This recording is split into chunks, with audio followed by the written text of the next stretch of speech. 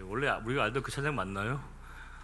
정말 전혀 다른 느낌을 주셔서 너무 감사합니다. 우리 원래 특별히 찬양대에 대한 언급은 별로 하지 않는데 오늘 이렇게 귀한 감동과 은혜를 주신 우리 찬양대 우리 옥세이 스타를 위해서 한번 격려의 박수 한번 하도록 하겠습니다. 네, 감사합니다. 여러분 혹시 어른이라는 말을 들어보셨어요? 어른이 어린이 아니고요, 어른입니다. 어른이. 이 말은 뭐냐면 이제 몸을 훌쩍 컸는데 보통 우리가 이제 아이들이 좋아할 만한 어떤 만화, 영화, 애니메이션을 심취하게 되고 또 이렇게 뭐 좋게 얘기해서 피겨이지만 뭐 장난감 같은 것들을 좋아하는 분들을 우리가 이제 어른이라고 부릅니다. 몸은 훌쩍 컸는데 행동하는 거나 또 사고하는 거나 여러 가지 모양새를 보면 마치 어린아이 같다라고 얘기해서 우리가 이제 어른이라고 부르고 있거든요. 저는 해마다 연초가 되면 제가 꼭 보는 책이 한 권 있는데 서울대학의 김남도 교수님 그런 팀에서 발간한 책입니다. 트렌드 코리아라고 하는 제목의 책인데요. 2009년도부터 매년마다 한국 사회 변화의 추이를 예측하고 예단하는 그런 내용의 책입니다. 즉 사람들의 소비 성향과 기질이 어디로 흘러가는지를 여러 가지 객관적인 데이터를 통해서 예측하는 그런 책인데, 그 책에서 2015년 판입니다. 2014년도에 우리나라 상황에 대한 여러 가지 언급 가운데 어른 아이 40대라고 하는 내용을 소개하면서 키덜트 문화에 대해서 언급하는 부분이 있습니다. 키덜트는 뭔지 아시죠? 아이라고 하는 키드와 어른이라고 하는 어덜트의 합성어입니다. 똑같은 의미로 몸은 훌쩍 컸지만 행동하는 거나 사고하는 거나 여러 가지 일들이 마치 아이 같은 분들을 우리가 키덜트라고 얘기하는데 40, 50대 정도 되면 비교적 어른이고 장성한 성인이지만 행동하는 거나 말하는 거나 취미나 기호를 보게 되면 굉장히 아이 같은 모습을 보여줄 때 우리가 그렇게 얘기를 하거든요. 그 책에 보면 그런 게 있더라고요. 2014년도에 맥도날드에서 아이들을 위한 그 해피밀 세트가 있다고 합니다. 그 아이들을 대상으로 이제 판매하는 해피밀 세트가 있는데 이게 남성분들이 거기에 굉장히 열광하면서 그 물건을 막 이렇게 살려고 한다는 거예요. 이유가 뭐냐면 햄버거를 먹기 위한 게 아니라 그때 해피밀 세트를 팔면서 세트로 슈퍼마리오라고 하는 게임 캐릭터 피규어를 이렇게 팔았다는 거예요. 그거를 모으려고, 그걸 살려고 남성들이 그렇게 거기에 이렇게 열광을 보였다는 겁니다. 여러분들 어떤 느낌이 드실지 모르겠습니다. 사실 우리가 볼 때는 뭐 어른들이 그렇게까지 하나 싶은데 그만큼 이제 나이에 상관없이 남 신경 쓰지 않고 내가 좋아하는 거 떳떳하게 내가 말하고 행동할 수 있다라고 하는 이 사회적인 분위기 흐름을 우리가 읽을 수 있는 것 같습니다. 김두식 교수라는 분이 계십니다. 그분이 이제 기독교 법학자이면서 대표적인 기독교 베스트셀러 작가이신데 그분이 쓰신 책 가운데 불편해도 괜찮아라고 하는 제목의 책이 있습니다. 근데 이분이 그 책 가운데 한 단어 용어를 소개했는데 여러분 강단에서 쓸 용어는 아니에요. 근데 여러분들 양해를 제가 구하면서 제가 소개를 해드리면 이렇습니다. 그분이 모시게 되면 중2짜리 딸이 있는데 너무 좌충우돌하면서 말도 안 듣고 정말 너무 힘들게 한다는 거예요. 그래서 어떤 분에게 그 일들을 상의했더니 그분이 그렇게 얘기해 주신다는 거예요. 이 용어는 강단 용어는 아닙니다. 여러분들 그냥 듣고 잊어버리세요. 뭐라고 하시냐면 모든 사람에게는 다 평생에 지랄 총량의 법칙이라는 게 있다는 거예요.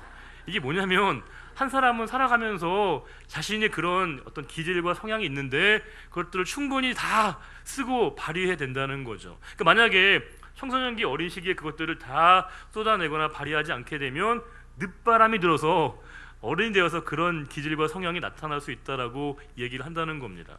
욜로족 이런 말도 아시죠? 욜로족이라는 말, You only live once라고 해서 당신의 인생은 단 한 번뿐이다 라고 얘기를 한다는 거예요. 그 말은 뭐겠어요?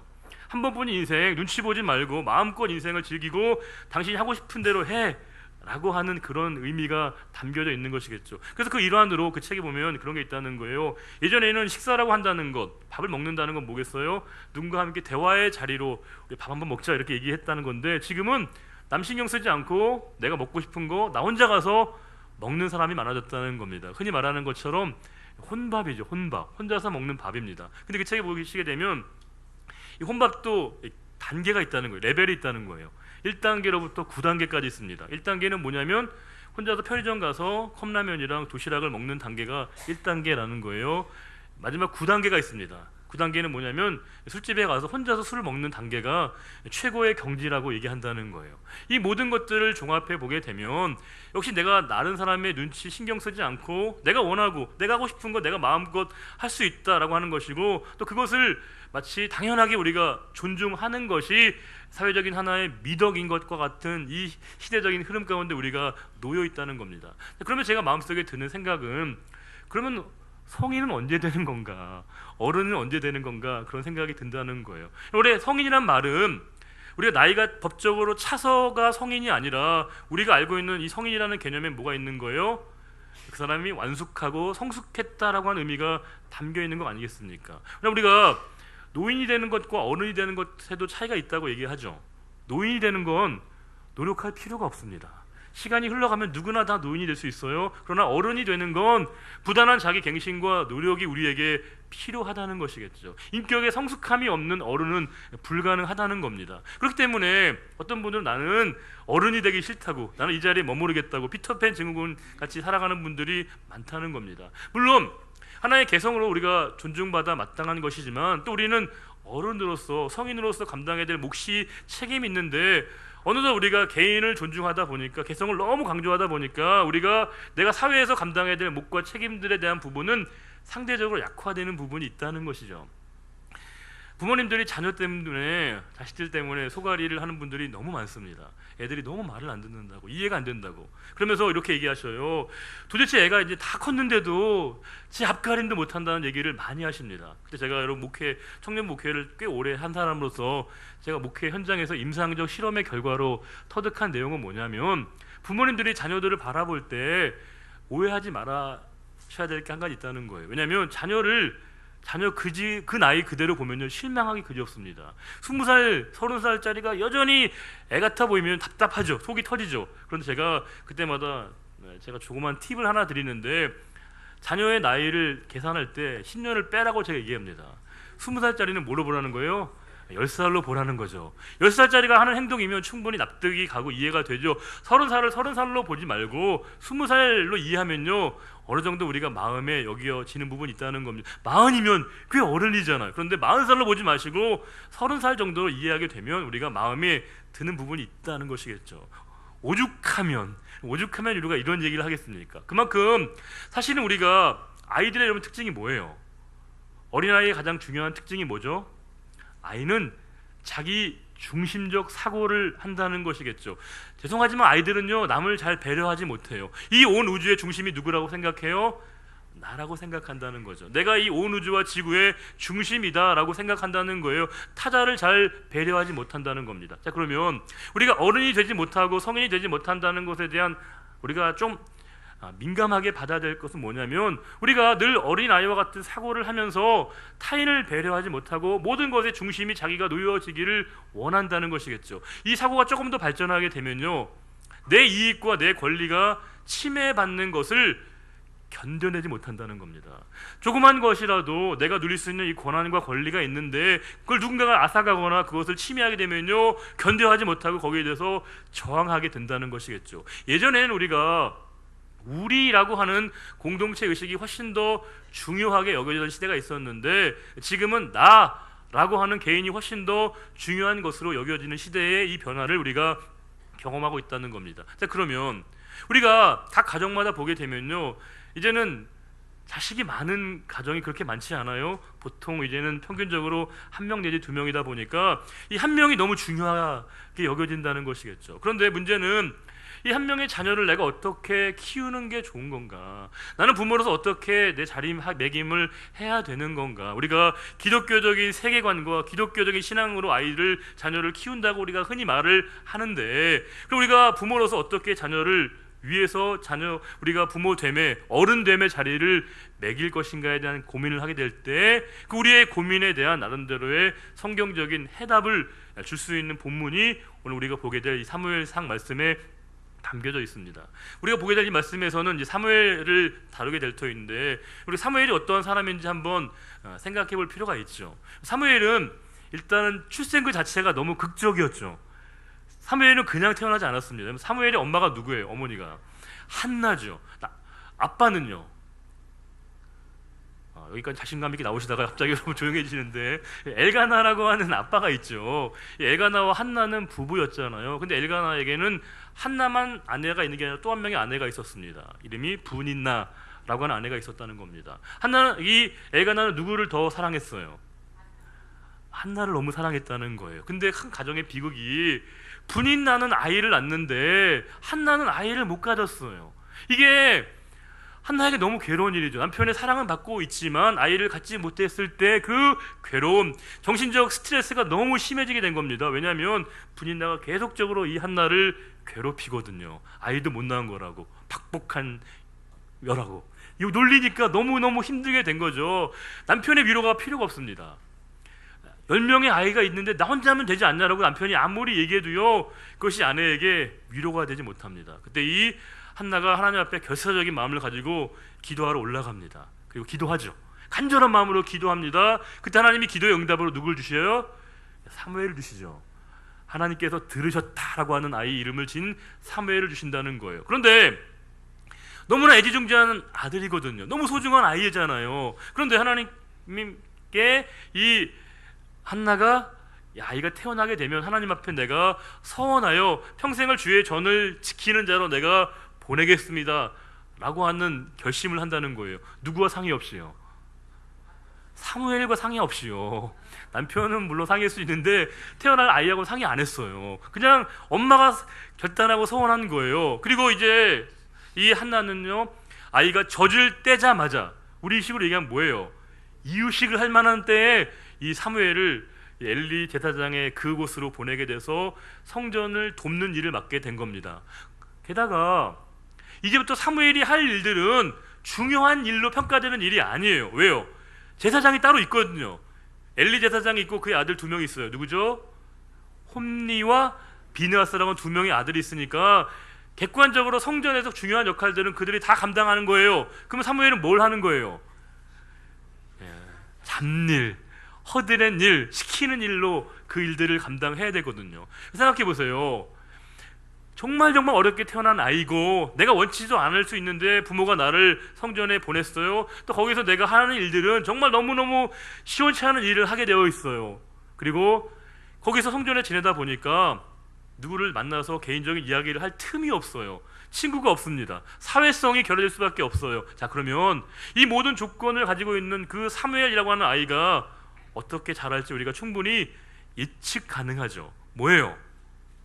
자기 중심적이고 외골수에 타인을 배려하지 못하는 사람이 될 가능성은 너무 분명해 보이는 것이겠죠. 자, 그런데 이 모든 열악한 조건을 한 몸에 지니고 있었던 그 사무엘의 삶에 작은 변화가 나타나기 시작했다는 겁니다. 그게 뭐냐면 오늘 본문을 보시게 되면 하나님이 그에게 찾아와 주셔서 하나님이 그를 부르시는 장면이 나온다는 겁니다. 자, 그런데 이 사무엘이 부름받은 그 상황을 이 사무엘상 2장 27절부터 쭉 말씀 보시게 되면 하나님이 엘리의 가정에 심판과 징계를 명하셔요. 그러면서 하나님이 경노하시게 되거든요. 왜냐하면 홈니와 비나스라고 하는 이 엘리 제사장의 2 아들들이 하나님의 뜻 가운데 생활하는 게 아니라 하나님의 예물과 제물을 착복하게 됩니다. 사람들을 능욕하게 됩니다. 하나님이 진노하시게 됩니다. 그래서 그 심판의 결과로 뭐라고 말씀하시냐면 내 집에 노인이 없게 하겠다. 여러분, 이게 얼마나 끔찍한 말인지 모르시군요. 노인이 없게 한다는 말은 뭐예요? 다 단명하게 한다는 거잖아요. 그 심판과 진노와 책망을 이 엘리의 가문이 받았어요.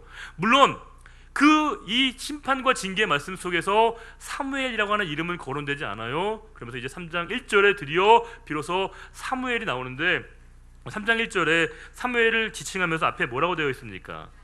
아이, 나르. 이 아이라고 하는 말은 우리가 알고 있는 것처럼 그냥 작다는 아이를 얘기하는 게 아니에요. 미숙한 아이라는 의미입니다. 자라지 못하는 아이, 아직 성숙하지 못한 아이, 그 아이 사무엘을 하나님 부르신다는 거예요. 이 사무엘을 부르실 때 상황을 보시게 되면 1절에 이렇게 되어 있습니다. 여호와를 섬길 때는 여호와의 말씀이 뭐예요? 희귀하여 이상이 흔히 보이지 않았더라. 그럼 희귀하다는 말은 우리가 2가지 의미로 해석이 가능하죠. 우리가 희귀하다 할 때 뭘 얘기해요? 그만큼 가치를 얘기할 때, 희소성을 얘기할 때 희귀하다는 말도 쓰긴 하지만 오늘 본문의 맥락 속에서의 희귀하다는 말은 그런 의미로 쓰이는 것 같지는 않죠. 뭐예요?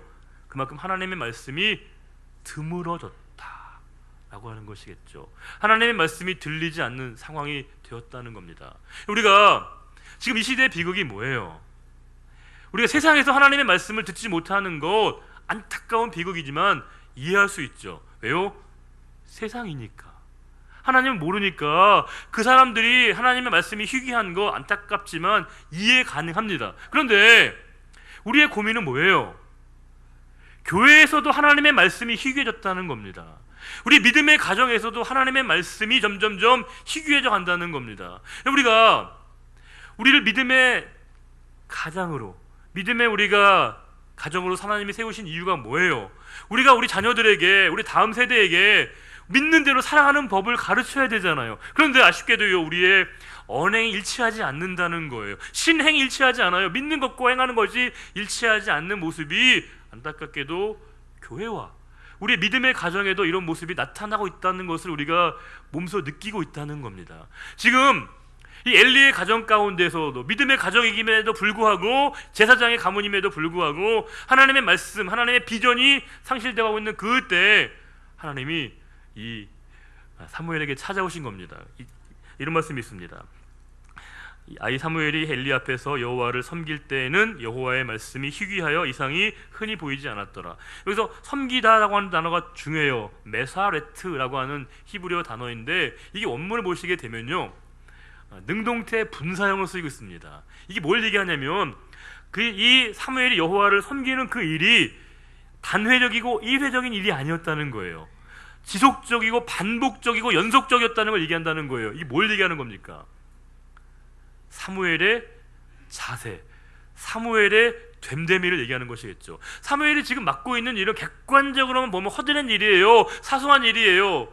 잡일이에요. 그러나 그는 그 일에 최선을 다해서 하나님을 섬기고 있었다는 겁니다. 게다가 하나님이 이 사무엘을 부르실 때 이 사무엘이 누가 부른 줄 알고 달려갑니까? 엘리가 부른 줄 알고 달려가거든요. 번번이 달려가요. 이렇게 즉각즉각 달려간다는 건 뭐겠어요? 이게 평소에 본인의 습관이거든요. 뭘 얘기하는 거예요? 그만큼 이 사무엘이 얼마나 이 엘리 제사장의 심부름이 주어졌을 때 바로바로 이행했는가를 우리들에게 알려주고 있는 것이겠죠. 자, 그러면 하나님이 지금 사무엘을 찾아오셔서 그를 부르시는 이 상황을 보게 되면 사무엘의 그의 성격이, 평소에 그의 모습이 어떠했는지 우리가 충분히 짐작이 되는 것이겠죠. 우리는 커 보이고 중요해 보이는 일은 최선을 다하려고 애를 씁니다. 그러나 작아 보이는 일들은 우리가 사소하게 행동할 때가 많다는 것이겠죠. 여러분, 크고 작은 일은 뭐예요? 우리에게 크고 작은 일을 누가 결정하는 겁니까? 어떤 일이 큰 일이에요? 어떤 일이 중요한 일이고 어떤 일이 중요하지 않은 일이에요? 하나님이 우리에게 맡기신 모든 일들은 다 소중한 것입니다. 하나님 우리에게 맡기신 일들은 다 의미가 있는 일이에요. 그런데 우리는 그것에 대한 의미와 비중과 가치를 객관적으로 사람들이 인식하는 그것으로 우리가 그것에 대한 경중을 판단하게 될 때가 많다는 겁니다. 목사인 저희들도 가끔 그런 우를 범할 때가 있습니다. 사람들이 좀 많이 들어주면, 많은 분들이 설교할 때 들어주면요 더 열심히 말씀을 전하려고 애쓰지만, 만약에 사람이 적으면요 그 말씀 앞에 전하는 자의 태도가 불성실해지기도 한다는 겁니다. 제가 목회하면서 가장 많은 분 앞에 설교했던 게, 제가 군부대에서 5,000명 앞에 설교한 적이 있거든요. 군부대를 해가지고 제가 느꼈던 건 뭐냐면, 목회자의 말씀을 전하는 자리는 5,000명, 10,000명 앞에서의 말씀을 전하는 그 자리든지, 단 한 분의 임종 시간에 말씀을 전하는 그 자리든지 영적 비중은 다 동일하다는 겁니다. 우리는 자꾸 사람의 가치로 말미암아 귀중하고 그렇지 않은 일들을 자꾸 판단하려고 해요. 중요하지 않은 일과 중요한 일들 자꾸 인간적으로 우리가 분리하려고 할 때가 많다는 겁니다. 그러나 하나님이 우리에게 보시는 기준은 내가 그 일들을 어떻게 받아들이고 있는 건가, 내가 지금 그 일들을 누구 앞에서 행하는 것인가, 코람데오라고 하는 하나님 앞에서 내가 그 일들을 행하는 것인가가 보다 더 중요하다는 것이겠죠.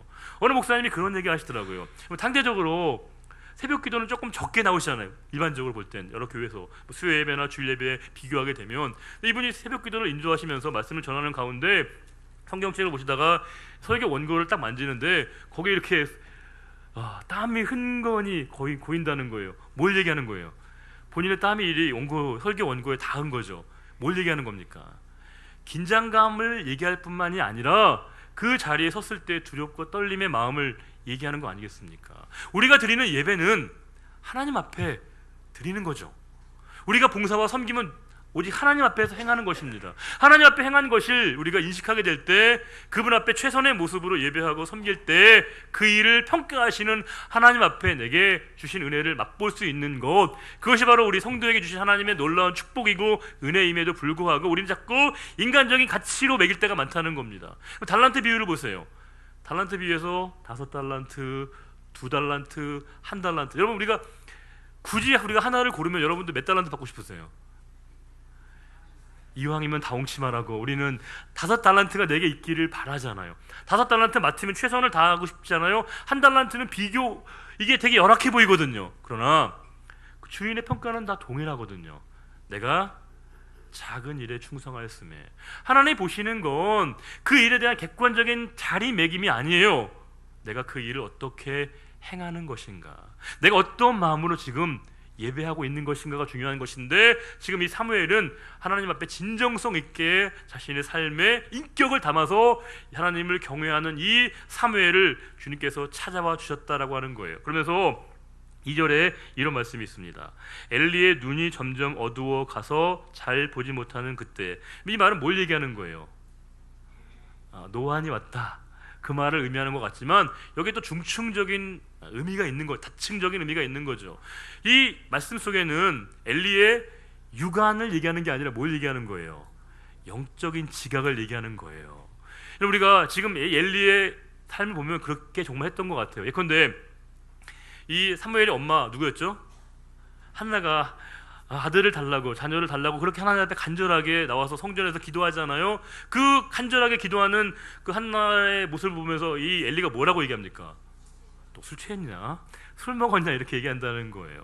아니, 제사장 정도 되는 사람이 그렇게 간절하게 기도하는 사람과 술 취한 사람을 구분하지 못할 만큼의 참 영적 지각이 무뎌져 있는 이 엘리를 볼 수 있다는 거예요. 게다가 이 엘리의 두 아들이 너무나 하나님 앞에 패역했잖아요. 그러면 아버지로서, 부모로서 그들을 바로 세워야 될 텐데 그 역할을 못했어요. 그 책임을 다하지 못했어요. 그 일들을 말미암아 하나님의 징계와 심판을 받았죠. 게다가 지금 하나님이 지금 사무엘을 부르시잖아요. 근데 총 우리가 하나님이 사무엘을 총 몇 번을 부르셔요? 전체를 보게 되면 제가 손을 그냥 드는 거 아니에요, 여러분.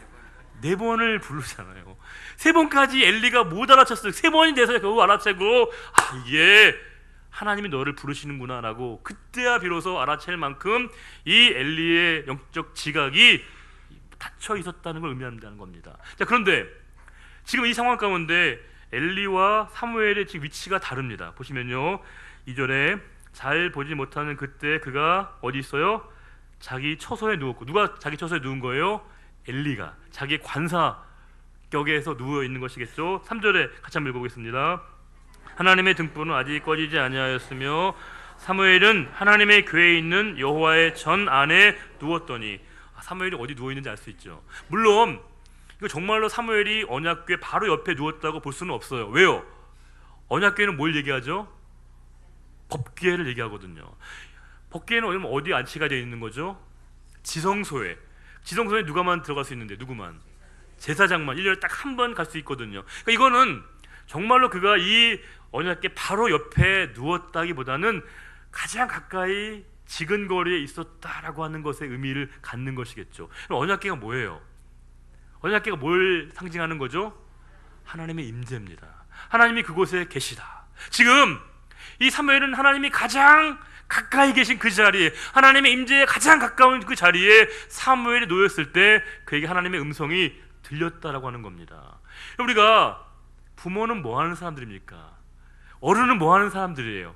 우리가 무엇으로 우리가 이 부모와 어른됨의 자리를 갖춰가는 것이겠죠? 우리의 역할은요, 우리의 다음 세대와 우리의 자녀들을 하나님께서 더 가까이 하게 하는 책임과 사명을 부여받은 사람들이 우리가 어른이고 우리가 부모라고 하는 것이겠죠. 우리로 말미암아 우리의 자녀들이 조금이라도 더 하나님께로 가까이 가서 하나님의 임재를 경험하는 그 자리에 불러주시고 세워주시고 택한 자들이 바로 우리 부모이고 우리가 어른 세대라고 하는 것이겠죠. 지금 말씀 보시게 되면 이 하나님의 음성, 간절한 음성에 이 사무엘이 음성을 듣게 되고요, 그 음성에 대한 반응하는 부분이 나오는데 7절에 이런 말씀이 있습니다.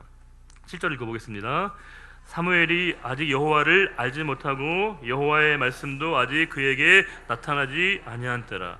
이 말씀 우리에게 잘 이해가 안 돼요. 왜요? 아니, 사무엘이 여호와를 알지 못했다고요? 누구보다 하나님 잘 알고 있으니까 경배하고 예배하고 경외했잖아요. 그런데 여기서 알다라고 하는 이 야다라는 단어는 지식과 정보를 얘기하는 게 아니죠. 성경에서 알다라고 하는 단어는 언제나 하나님과의 친밀함을 얘기하는 거예요. 하나님과 친숙함과 친밀함을 얘기하는 거예요. 아직까지는 사무엘이 하나님과 완벽한 친밀함의 관계가 아니었어요. 친숙한 관계가 아니었어요. 그럼 하나님께서 그를 부르셔서 하나님의 일들을 맡기셨어요. 지금 이 사무엘이 그 자리에 있을 수 있도록 가장 큰 기여와 공헌을 한 게 누구냐면 바로 엘리이기도 하고 또 그의 부모의 역할이고 부모의 책임인 것이겠죠. 그 일들을 말미암아 지금 이 사무엘이 하나님의 가장 임재 가까이서 하나님의 말씀과 하나님의 음성을 듣는 내용을 소명의 자리를 이 말씀 가운데 우리가 확인할 수 있다라고 하는 겁니다. 우리가 이 말씀을 통해서 한 가지 분명히 깨달아야 될 것은 뭐냐면 우리가 부모일 뿐이지 우리가 우리의 자녀들과 우리의 다음 세대에게 보호자가 될 수 없다는 것을 인정하셔야 돼요. 한국 사회 속의 부모님들은 정말 자녀들에게 극진하십니다. 아이가 태어나면 정말 가장 좋은 곳에서 있게 하려고 정말 애쓰시고 최고의 교육을 여건을 주시려고 애를 쓰시고 또 가능하면 좋은 집도 주려고 애쓰시고 차도 주려고 애쓰시고 또 세상을 떠날 때는 그냥 떠나는 게 아쉬워가지고 자녀들에게 가장 좋은 것으로 남기려고 하는 게 한국 사회 부모의 거의 모든 부모님들의 마음이죠. 하지만 여러분 우리가 아무리 많은 것을 한다 한들 어디까지 무엇까지 우리가 우리 자녀들을 책임질 수 있겠습니까? 우리가 이 보호자란 말은 누군가의 삶에 책임을 질 수 있다는 걸 얘기한다는 거예요. 그런데 우리는 우리 책임의 능력에 한계가 있어요. 우리 부모는요, 부모로서 역할에 한계가 있어요. 자기의 실력과 역량의 한계를 절감하는 사람들은요, 우리가 우리 아이의 보호자가 될 수 없음을 깨닫습니다. 게다가 우리 사회 통념을 봐도요, 어릴 때에는 부모가 자녀에게, 아이가 어릴 때는 보호자가 되지만 부모님이 연세가 드시고 쇠약해지시면 누가 보호자가 돼요? 자식이 부모의 보호자가 되는 거예요. 그런데 우리가 상호적인 이 관계를 우리가 깊이 보게 되면요, 우리가 어떤 것들을 다 해준다고 한들 우리 자녀의 삶에 우리가 진짜 보호자가 될 수 없음을 인정하게 되는 그때 우리는 도리어 역설적으로 하나님의 은혜를 만나게 된다는 거예요. 제 친구 하나가 있는데요, 이 친구 집이 꽤 여유 있는 집인 걸 제가 늦게 알았습니다. 제가 초등학교 때 만났다가 한참 헤어져가지고 고등학교 때 이 친구를 만났는데 이 친구가 저를 이제 자기 집에 데려가더라고요.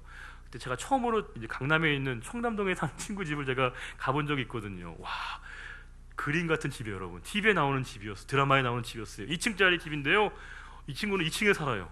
그리고 그 집에 가니까 그 LP판이 얼마나 많은지를 몰라요. 정말 제가 드라마나 영화에 봤던 막 그런 너무너무 좋은 집이고요. 그리고 또 친구 어머님이 와, 친구 왔다고 막 저한테 맛있는 것도 막 이렇게 주시는 거예요. 게다가 이 친구 너무너무 고마운 게 늘 밥을 사요. 제가 밥을 살 겨를이 없어요. 항상 저한테 이렇게 막 좋은 거를 해주니까 너무너무 고맙고 너무너무 감사하더라고요. 그런데 어느 날 이 친구가 이제 어머님이나 아버님, 부모님하고 통화하는 걸 제가 옆에서 들었거든요. 근데 이제 뭔가 좀 감정이 섞인 얘기가 왔다 갔다 하는 거예요. 그러다가 이렇게 막 화를 내더니 이 친구가 이제 그 감정이 격화돼서 나중에 뭐라고 하냐면요, 부모님에게 육두문자로 욕을 하더라고요. 제가 옆에 있는데 저는 정말 깜짝 놀랐거든요. 아니 어떻게 그럴 수 있나.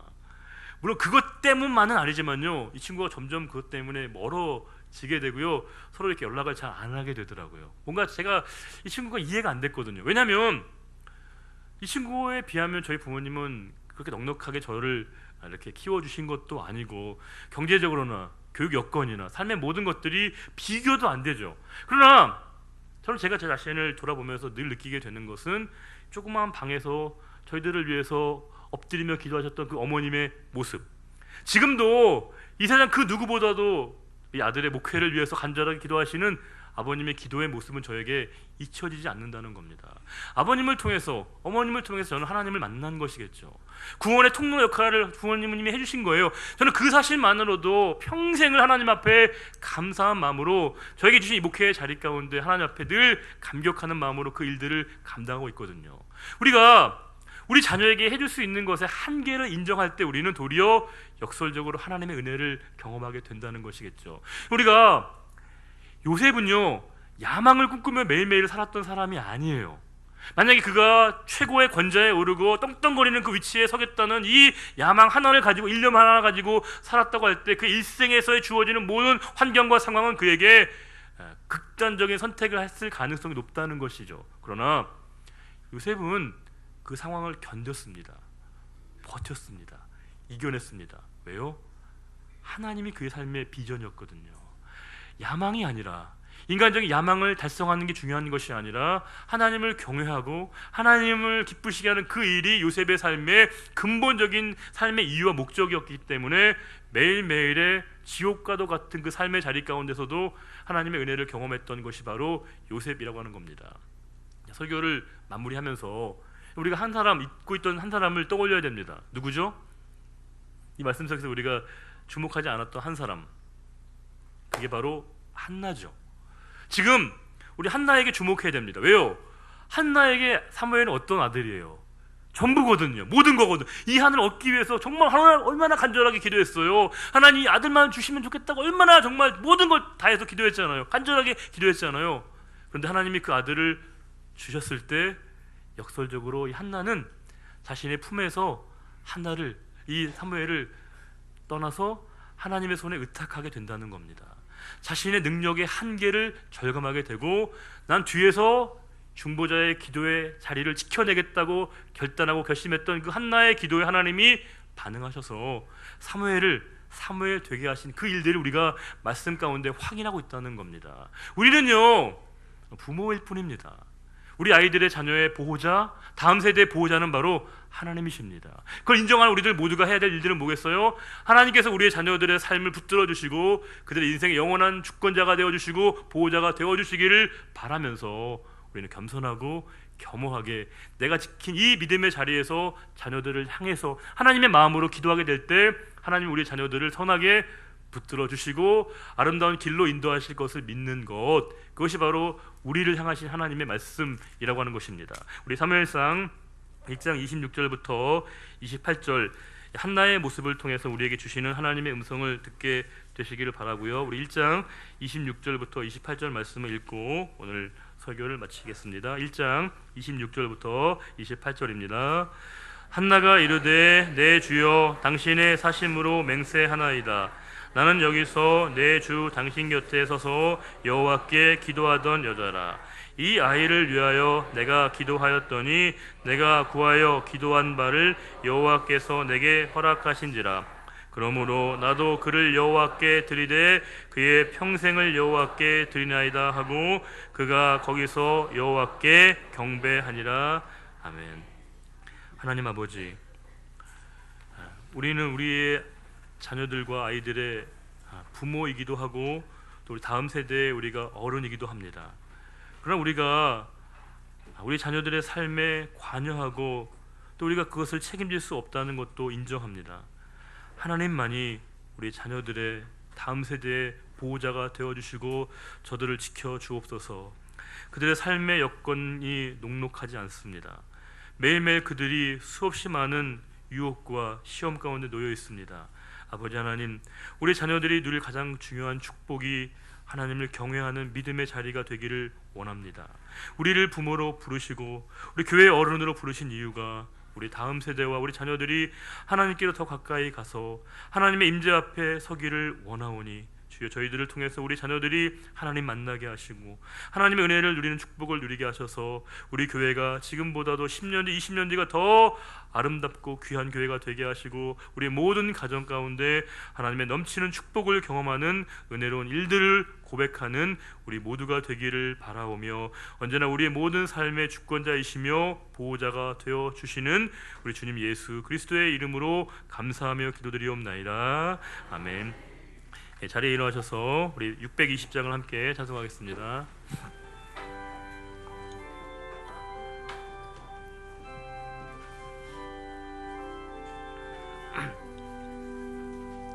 여기에 모인 우리 주의 은총 받은 자여라.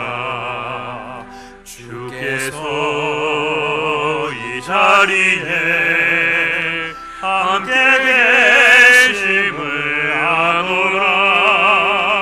언제나 주님만을 찬양하며 따라가리니 시험을 당할 때도 함께 계심을 믿노라. 이 믿음도 굳세라. 주가 지켜주신다. 어두운 밤에도 주의 밝음이 인도하여 주신다. 주님이 뜻하신 일 헤아리기 어렵더라도 언제나 주 뜻 안에